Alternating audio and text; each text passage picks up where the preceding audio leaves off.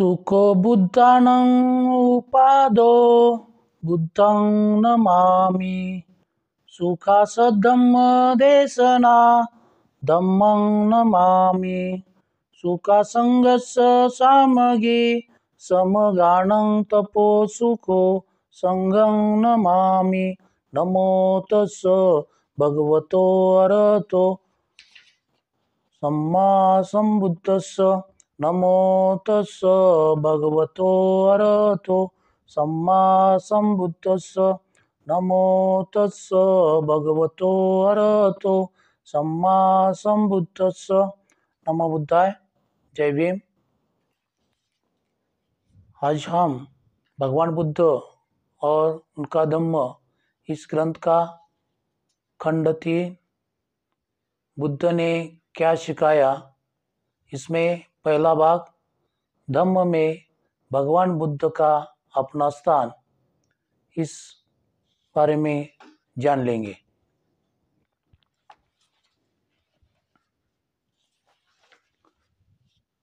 धम्म में भगवान बुद्ध का अपना स्थान। भगवान बुद्ध ने अपने धम्म में अपने लिए कुछ भी विशेष स्थान नहीं रखा। ईसा ने ईसाईयत का पैगंबर होने का दावा किया। इससे आगे उसने यह भी दावा किया कि वह खुदा का बेटा है। ईसा ने यह भी कहा कि जब तक कोई आदमी यह न स्वीकार करे कि ईसा खुदा का बेटा है, तब तक उसकी मुक्ति हो ही नहीं सकती। इस प्रकार ईसा ने किसी भी ईसाई की मुक्ति के लिए अपने आप को ईश्वर का पैगंबर और बेटा मानने की अनिवार्य शर्त रखकर ईसाईयत में अपने लिए एक खास स्थान सुरक्षित कर लिया। इस्लाम के पैगंबर मोहम्मद साहब का दावा था कि वह खुदा द्वारा भेजे गए इस्लाम के पैगंबर थे। उनका यह भी दावा था कि कोई आदमी अब तक निजात लाभ नहीं कर सकता जब तक वह ये 2 बातें और न स्वीकार करे। जो इस्लाम में रहकर मुक्ति लाभ करना चाहता हो, उसे यह स्वीकार करना होगा कि मोहम्मद साहब खुदा के पैगंबर है। जो इस्लाम में रहकर मुक्ति लाभ करना चाहता हो, उसे आगे यह भी स्वीकार करना होगा कि मोहम्मद साहब खुदा के आखिरी पैगंबर थे। इस प्रकार इस्लाम में मुक्ति केवल उन्हीं के लिए संभव है जो ऊपर की 2 बातें स्वीकार करे। इस तरह मोहम्मद साहब ने किसी भी मुसलमान की मुक्ति अपने को खुदा का पैगंबर मानने की अनिवार्य शर्त पर निर्भर करके अपने लिए इस्लाम में एक खास स्थान सुरक्षित कर लिया। भगवान बुद्ध ने कभी कोई ऐसी शर्त नहीं रखी। उन्होंने शुद्ध धन और महामाया की प्राकृतिक पुत्र होने के अतिरिक्त कभी कोई दूसरा दावा नहीं किया। उन्होंने ईसा मसीह या मोहम्मद साहब की तरह की शर्तें लगाकर अपने धम्म शासन में अपने लिए कोई खास स्थान सुरक्षित नहीं रखा। यही कारण है कि इतना वाङ्मय रहते हुए भी हमें बुद्ध के व्यक्तिगत जीवन के बारे में इतनी कम जानकारी है। जैसा ज्ञात ही है कि भगवान बुद्ध के महापरिनिर्वाण के अनंतर राजगृह में प्रथम संगीति हुई थी। उस संगीति में महाकश्यप अध्यक्ष थे। आनंद उपाली और अन्य दूसरे लोग जो कपिलवस्तु के ही थे, जो जहाँ वहाँ वे गए प्राय हर जगह के जगह उनके साथ थे, घूमे और मृत्यु पर्यंत साथ रहे, वहाँ उपस्थित थे। लेकिन अध्यक्ष महाकश्यप ने क्या किया? उन्होंने आनंद को धम्म का संगायन करने के लिए कहा और तब संगीतकारकों से पूछा कि क्या यह ठीक है? उन्होंने हाँ मैं उत्तर दिया। महाकश्यप ने तब प्रश्न को समाप्त कर दिया। तब महाकश्यप ने उपाली को विनय का संगायन करने के लिए कहा और संगीती कारकों से पूछा कि क्या यह ठीक है। उन्होंने हाँ में उत्तर दिया। कश्यप ने तब प्रश्न समाप्त कर दिया। तब महाकश्यप को चाहिए था कि वह किसी तीसरे को जो संगीति में उपस्थित था आज्ञा देते कि वे भगवान बुद्ध के जीवन की मुख्य मुख्य घटनाओं का संगायन करे, लेकिन महाकश्यप ने ऐसा नहीं किया। उन्होंने सोचा कि धम्म और विनय यही दो विषय ऐसे हैं जिनसे संघ का सरोकार है। यदि महाकश्यप ने भगवान बुद्ध के जीवन की घटनाओं का ब्यौरा तैयार कर लिया होता तो आज हमारे पास भगवान बुद्ध का एक पूरा जीवन चरित्र होता। भगवान बुद्ध के जीवन की मुख्य मुख्य घटनाओं का एक ब्यौरा तैयार करा लेने के बाद महाकश्यप को क्यों नहीं सूझी? इसका कारण उपेक्षा नहीं हो सकती। इसका केवल एक ही उत्तर है कि भगवान बुद्ध ने अपने ये धम्म शासन में अपने लिए कोई विशेष स्थान सुरक्षित नहीं रखा था। भगवान बुद्ध अपने धम्म से सर्वथा पृथक थे। अपना स्थान था धम्म का अपना। भगवान बुद्ध ने किसी को अपना उत्तराधिकारी बनाने से इनकार किया। यह भी इस बात का उदाहरण या प्रमाण है कि वह अपने धम्म शासन में अपने लिए कोई स्थान सुरक्षित रखना नहीं चाहते थे। 2-3 बार भगवान बुद्ध के अनुयायियों ने उनसे प्रार्थना की कि ये किसी को अपना उत्तराधिकारी नियुक्त कर दे। हर बार भगवान बुद्ध ने अस्वीकार किया। उनका उत्तर था, धम्म ही धम्म का उत्तराधिकारी है। धम्म को अपने ही तेज से जीवित रहना चाहिए, किसी मानवीय अधिकार के बदल से नहीं। यदि धम्म को मानवीय अधिकार पर निर्भर रहने की आवश्यकता है तो वह धम्म नहीं। यदि धम्म की प्रतिष्ठा के लिए हर बार इसके संस्थापक का नाम रटते रहने की आवश्यकता है तो वह धम्म नहीं।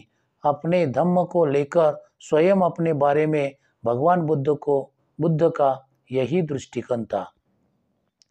भगवान बुद्ध ने कभी किसी को मुक्त करने का आश्वासन नहीं दिया। उन्होंने कहा कि वे मार्गदाता है, मोक्षदाता नहीं।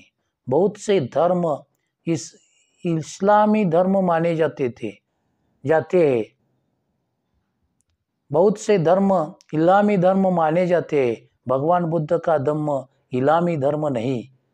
कोई धम्म इस्लामी धर्म इसीलिए कहलाता है कि वह भगवान का संदेश या पैगाम समझा जाता है ताकि वे अपने रचयिता की पूजा करें कि वह उनकी आत्माओं को मुक्त करे। अक्सर यह पैगाम किसी चुने गए व्यक्ति के द्वारा प्राप्त माना जाता है जो पैगंबर कहलाता है, जिसे यह पैगाम प्राप्त होता है और जो फिर उस पैगाम को लोगों तक पहुंचता है। यह पैगंबर का काम है कि जो उसके धर्म पर ईमान लाने वाला हो उनके लिए मोक्ष लाभ निश्चित कर दे। जो धर्म पर ईमान लाते हैं उनकी मुक्ति का मतलब है कि उनकी रूहों की निजात, ताकि वे अब दोजख में न जा सके। लेकिन उसके लिए शर्त है कि उन्हें खुदा के हुक्मों को तालीम करनी होगी और यह स्वीकार करना होगा कि पैगंबर खुदा का पैगंबर है। बुद्ध ने कभी भी अपने को खुदा का पैगंबर होने का दावा नहीं किया। यदि कभी किसी ने ऐसा समझा तो भगवान बुद्ध ने उसका खंडन किया। इससे भी बड़ा महत्वपूर्ण बात यह है कि भगवान बुद्ध का धम्म एक आविष्कार है, एक खोज है। इसलिए ऐसे किसी धर्म में जो इस्लामी कहा जाता है, इसका भेद पूरी तरह स्पष्ट हो जाना चाहिए। भगवान बुद्ध का धम्म इन अर्थों में एक आविष्कार है या एक खोज है क्योंकि यह पृथ्वी पर जो मानवीय जीवन है उसके गंभीर अध्ययन का परिणाम है और जिन स्वाभाविक प्रवृत्तियों को लेकर आदमी ने जन्म ग्रहण किया है उन्हें पूरी तरह समझ लेने का परिणाम है और साथ ही उन प्रवृत्तियों को भी जिन्हें आदमी के इतिहास ने जन्म दिया है और जो अब उसके विनाश का कारण बनी हुई है। सभी पैगंबर ने मुक्तिदाता होने का दावा किया है। भगवान बुद्ध ये ऐसे महापुरुष हुए हैं जिन्होंने इस प्रकार का कोई दावा नहीं किया। उन्होंने मोक्षदाता का मार्गदाता से सर्वथा पृथक रखा है। एक तो मोक्ष देने वाला, दूसरा केवल उसका मार्ग बता देने वाला। भगवान बुद्ध केवल मार्गदाता थे। अपने मुक्ति के लिए हर किसी को स्वयं अपने आप ही प्रयास करना होता है। उन्होंने इस एक सूत में ब्राह्मण मोगलान को यह बात सर्वथा स्पष्ट कर दी थी। एक बार भगवान बुद्ध श्रावस्ती में मेघार माता के प्रासाद पूर्वाराम में ठहरे हुए थे। उस समय ब्राह्मण मोगलान गणक तथागत के पास आया और कुशल क्षेम पूछकर एक ओर बैठ गया। इस प्रकार बैठकर ब्राह्मण मोगलान गणक ने तथागत से कहा, हे श्रमण गौतम, जिस प्रकार किसी भी आदमी को इस प्रासाद का परिचय क्रम से प्राप्त होता है, एक क्रम के अनुसार एक के बाद दूसरा, यहाँ तक कि आदमी ऊपर की अंतिम सीढ़ी तक जा पहुँचता है, इसी प्रकार हम ब्राह्मणों का शिक्षा क्रम भी क्रमिक है, क्रम से ही है, अर्थात हमारे वेदों के अध्ययन में। श्रमण गौतम, जैसे धनुर्विद्या में उसी प्रकार हम ब्राह्मणों में शिक्षा क्रम क्रमिक है, क्रम से ही, जैसे गणना में। जब हम विद्यार्थी को लेते हैं तो हम उसे गणना सिखाते हैं। 1 1 2 दूनी 4, 3 तियो 9, 4 चौके 16 और इसी प्रकार 100 तक।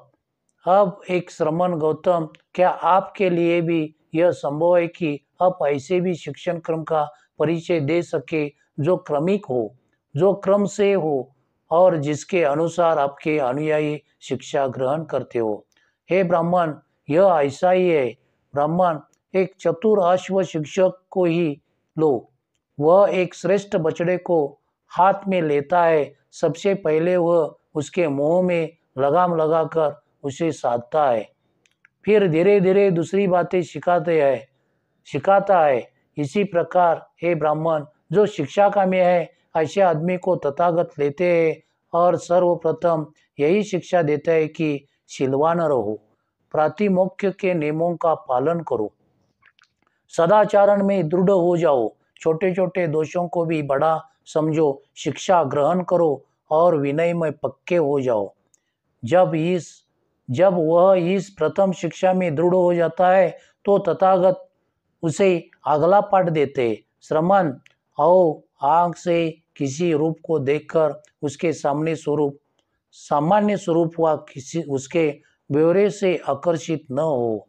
उस प्रवृत्ति पर काबू रखो जो तृष्णा का परिणाम है, जो असंयत होकर चक्षु इंद्रिय से रूप देखने से उत्पन्न होती है कि वे है ये कुप्रवृत्तियों, ये चित्त की अकुशल अवस्थाएं आदमी पर बाढ़ की तरह काबू पा लेती है। चक्षु इंद्रियों को संयत रखो, चक्षु इंद्रियों को काबू में रखो और इसी प्रकार दूसरी इंद्रियों के विषय में भी सावधान रहो। जब तुम कान से कोई शब्द सुनो या नाक से कोई गंध सूंघो या जीवा से कोई चीज चखो या शरीर से किसी का स्पर्श करो और जब तुम्हारे मन में तत्संबंधी संज्ञा प्रज्ञा पैदा हो तो उस वस्तु के सामान्य स्वरूप अथवा उसके ब्यौरे से आकर्षित मत हो।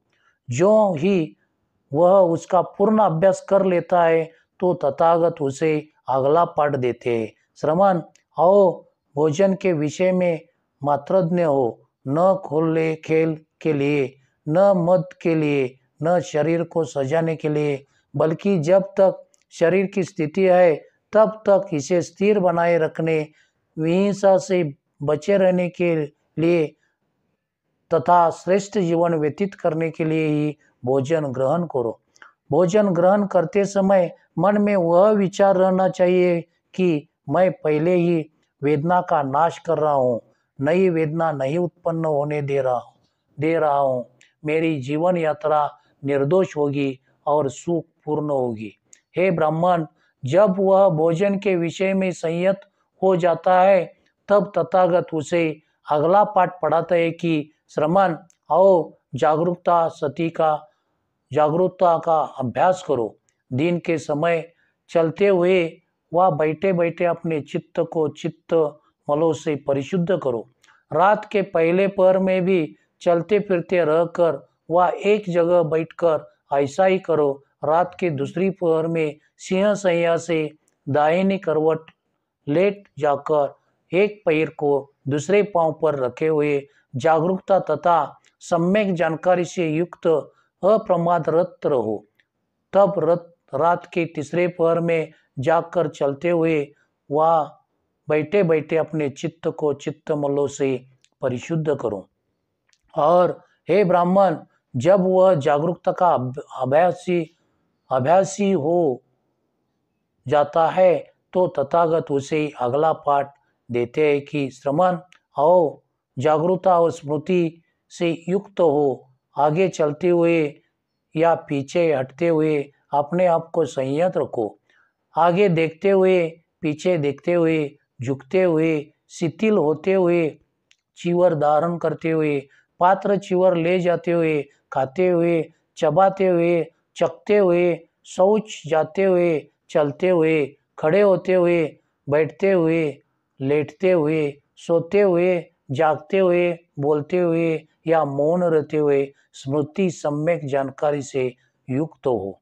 हे ब्राह्मण, जब वह आत्म संयमी हो जाता है तब तथागत उसे अगली शिक्षा देता है कि श्रमण आओ, किसी एकांत स्थान को खोजो, चाहे वन हो, चाहे वृक्ष की छाया हो, चाहे कोई पर्वत हो, चाहे किसी पर्वत की गुफा हो, चाहे स्मशान भूमि हो, चाहे वन गुल्म हो, चाहे खुला आकाश हो, चाहे कोई पुआल का ढेर हो, और वह वैसा करता है तब वह भोजनांतर पालती लगाकर बैठता है और शरीर को सीधा रख चारों ध्यानों का अभ्यास करता है।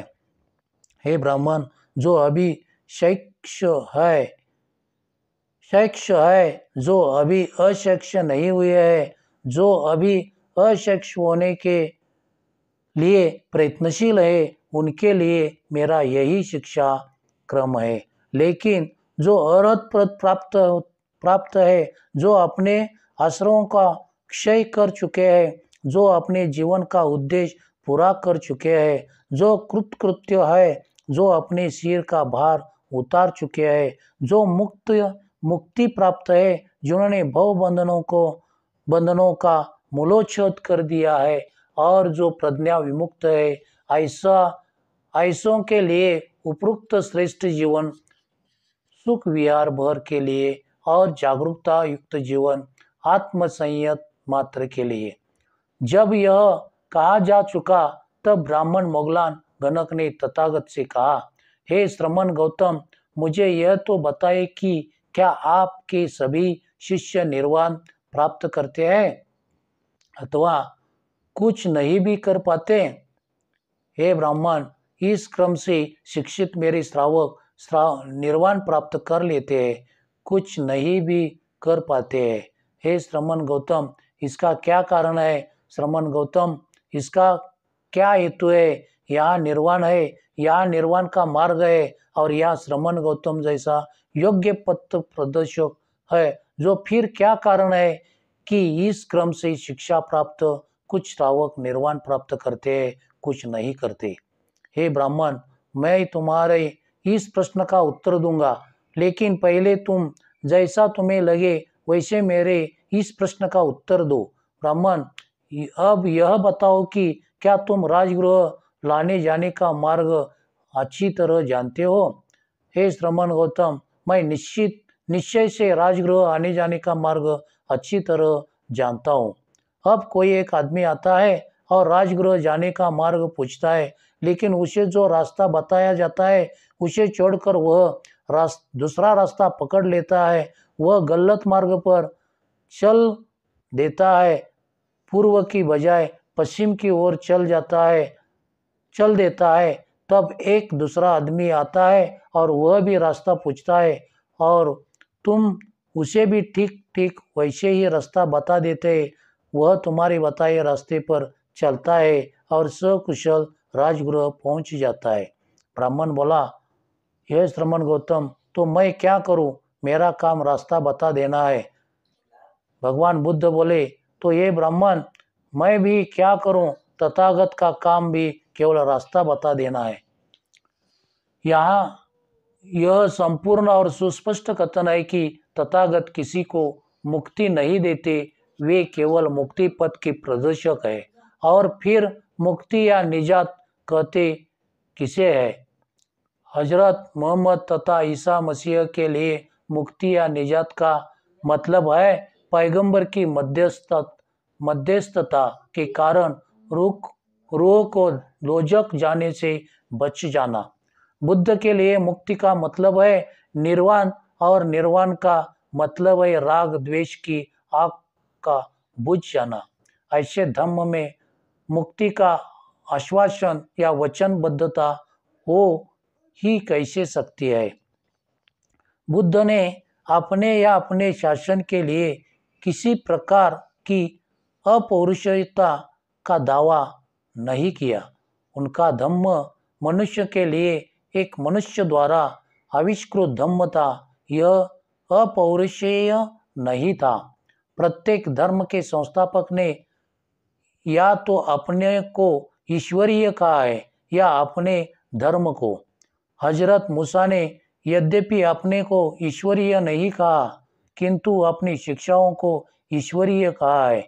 उसने अपने अनुयायियों को कहा कि यदि उन्हें दूध और मधु के मुल्क में पहुंचना है तो उन्हें उन शिक्षाओं का स्वीकार करना पड़ेगा, क्योंकि वे ईश्वरीय है। ईसा ने अपने ईश्वरीय होने का दावा किया। उसने दावा किया कि वह ईश्वर पुत्र था। स्वाभाविक तौर पर इसकी शिक्षाएं भी ईश्वरीय हो गई। कृष्ण ने तो अपने आप को ईश्वर ही कहा और अपनी शिक्षाओं को भगवान का वचन। तथागत ने अपने लिए और अपने धम्म शासन के लिए कोई ऐसा दावा किया। उनका दावा इतना ही था कि वे बहुत से मनुष्यों में से एक है और उनका संदेश एक आदमी द्वारा दूसरे को दिया गया संदेश है। उन्होंने कभी यह भी दावा नहीं किया कि उनकी कोई बात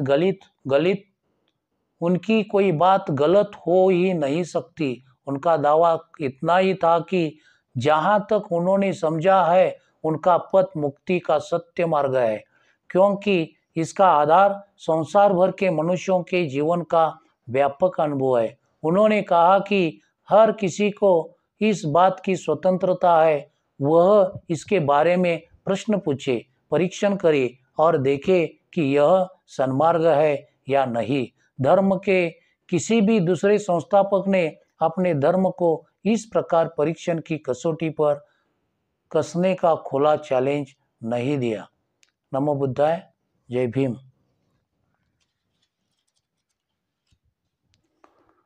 सब पाप सकरणं कुशलस्य उपसंपदा सचित परियोदपनं एतं बुद्धानं शासनं धम्मं चरे सुचरितं नतं दुचरितं चरे धम्मचारी सुखं सेति अस्मिन् लोके परिमिचो न तावता धम्मधरो यावता बहुभासति योचे अपंपि सुतवान धम्मं कायेन पश्यति सवे धम्मधरो होति यो धम्मं न पमज्जति।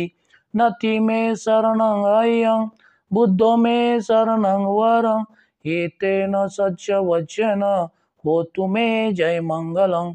नथि मे शरणं अयं धम्मो मे शरणं वरं एतेन सच्च वचन होतु मे जय मंगलं नथि मे शरणं अयं संगो मे शरणं वरं एतेन सच्च वचन होतु मे जय मंगलं नमो बुद्धाय नमो धम्माय नमो संघाय साधु साधु साधु नमो बुद्धाय जय Bhim. Discovery of Buddha in India आवडल्यास लाईक शेअर अँड सबस्क्राईब करा.